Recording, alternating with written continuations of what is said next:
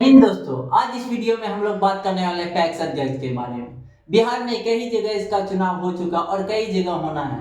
तो ये आखिर संस्था किसके लिए बनाई गई थी और इसका उद्देश्य क्या था? क्योंकि आजकल जो पैक्स अध्यक्ष का काम रह गया है वो सिर्फ दाना बांटने का काम रह गया है और वो अपने फायदे के लिए सिर्फ पैक्स अध्यक्ष का काम कर रहे हैं। तो आइए उसकी पोल खोलते हैं और उसका किस प्रकार का काम है और वो किन किन बातों के लिए जिम्मेदार है।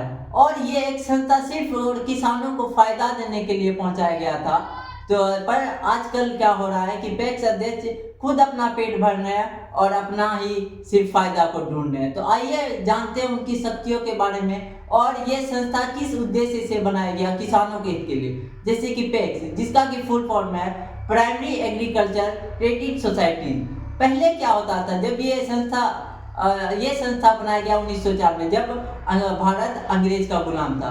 तो पहले क्या हुआ करता था, तो किसान जो है साहूकार का से ऋण लेकर के खेती करते थे। मतलब कि क्या हुआ कि जैसे ही खेती का टाइम आया तो साहूकार हुआ करता था, जैसे कि महाजन सब, तो उससे ऋण उधार लेकर के कर्ज लेकर के खेती करते थे, जिससे कि सारा फायदा उन्हीं को पहुंचता था। इसके लिए सरकार ने ये सोचा, ये पैक्स का एक समूह बनाया, इसीलिए साहूकार जैसे वर्ड था तो इसी से सहकारिता का निकला, तो ये इसीलिए बनाया। तो आइए नंबर 1 फायदा क्या है, तो पैक्स अध्यक्ष का जो है तो सबसे पहला उद्देश्य है कि किसानों को सबसे कम ब्याज पे कर्ज दिलवाना, जिससे कि किसानों की स्थिति में सुधार है। और 1904 ईस्वी में जब इसका गठन किया था, इसका फायदा देखने को मिला था, उस टाइम इम्पैक्ट देखने को मिला था, इसीलिए इसे बढ़ाया गया। पर आजकल क्या हो रहा है कि पैक्स अध्यक्ष सिर्फ अपना फायदा ढूंढ रहे हैं।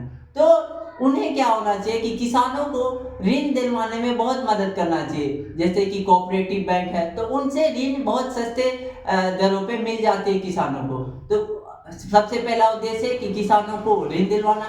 उसके बाद क्या है कि किसानों को लिए एक मार्केट तैयार करना, अच्छा मार्केट देना, जिससे कि वहाँ किसान अपनी फसल बेच सके।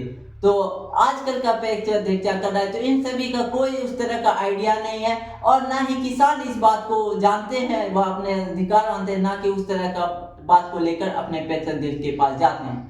तो उसके बाद क्या है कि किसान को एमएसपी रेट पे, जैसे कि आपने देखा था कि पंजाब में बहुत इसका आलोचना हुआ था, तो एमएसपी पे पैक्स में आप फसल बेच सकते हैं। एमएसपी का मतलब क्या हुआ, मिनिमम सपोर्ट प्राइस। मतलब क्या हुआ कि आपको इतना में फसल खरीदा जाए जिससे कि आपको ना तो लॉस हो और ना ही आपका स्थिति कमजोर हो। पर आजकल क्या होता है कि आजकल क्या लगभग कई टाइमों से किसान अपने स्थिति को ऐसे ही लोकली मार्केट में बेच देते हैं, जिससे कि उन्हें तुरंत तो पैसा मिल जाता है पर उस तरह का उसे भाव नहीं मिल पाता है, जिससे कि किसानों की स्थिति अभी भी बहुत दयनीय बनी हुई है। पर हम लोग को सोचना चाहिए कि आपको उस तरह का एजुकेटेड पर्सन चुनना चाहिए। आप सभी जितने भी पढ़े लिखे युवा हैं, तो आप सभी से गुजारिश है कि आप सभी इस राजनीति में घुसे, क्योंकि अगर आप घुसेंगे तभी इस देश का विकास होगा। अगर आपको नॉलेजेबल जब तक नहीं रहेंगे, नॉलेजेबल पर्सन को आप वहां पे भेजेंगे, ना ही वो आवाज उठाते हैं। और हमें नहीं लगता है कि पैक्स अध्यक्ष अपना अधिकार को भी पूरी तरीका से जानते हैं, जिसके लिए कि वो खुद ही जिम्मेदार है और यहाँ के नागरिक जिम्मेदार है। क्योंकि उस तरह का जनता जो है अपना पढ़ा लिखा नेता नहीं चुनती है ना, तो और उस तरह से बस कुछ पैसे के लालच में आकर के वोट देती है और कुछ जातिवाद के रीजन से भी वोट चला जाता है। पर ऐसा नहीं करना चाहिए,